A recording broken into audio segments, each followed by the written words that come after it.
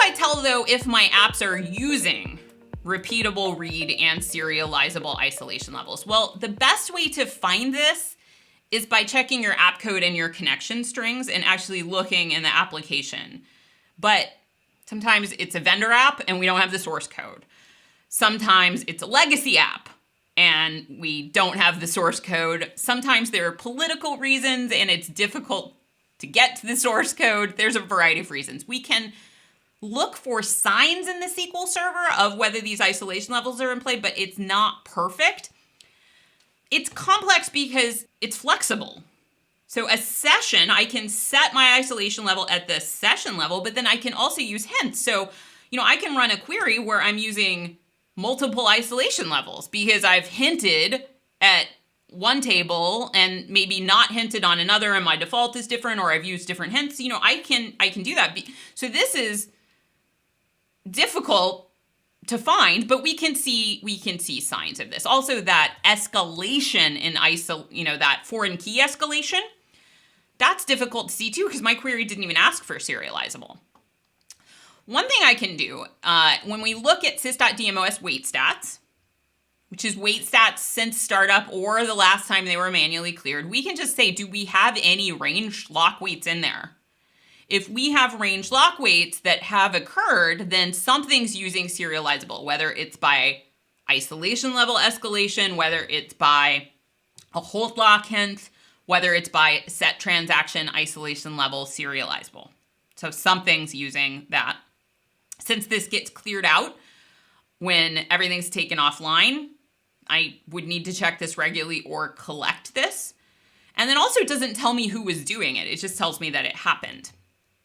We don't really have a good way to look for this in Query Store. Query Store at this point, which is available in SQL Server 2016 and higher, it is using just a larger weight category. So I can see, hey, there were lock weights, but I don't get key range locks or anything like that. So not taken care of yet by Query Store. I don't know if it ever will be because it's not really a monitoring tool. It's more of an aggregate performance tool.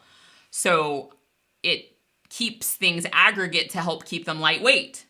I don't know if we'll ever get the detail of key range locks out of Query Store. We can also look at all the sessions that are connected to the SQL Server and look at what their isolation level for the session level is. Transaction isolation level 2 is read committed. So I'm saying, are there any sessions connected with a different isolation level? Right now, there are not. If I set my isolation level to repeatable read, when I go and run this again now, it says, oh, well, here is your session 57. The isolation level is 3, which is repeatable read. So I could see for sessions that are connected, what is their isolation level. I could also look for queries who have hinted isolation levels.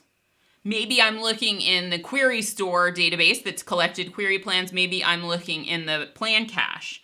But if queries are using a hint as part of the query text, I do get query text in my plan cache and in Query Store. This query is hinting repeatable read. This query is using hold lock, which hints serializable. So since I ran those, now those queries, if I look at my execution plan cache, I'm doing, this is not very elegant SQL. I'm looking for all the stuff in sys.dmexec query stats, and I'm getting the text in the plan. And I just want, I'm doing a brute search and saying the text has these in there. I have done a lower so that I don't have to account for the fact that different cases could be used. So I have done a lower on the text so that I at least, only have to do my hacky search once. But this is not an elegant, refined way to search. It could take a long time to run if you have a big query cache, but at least I can find that these happen to currently be in my cache.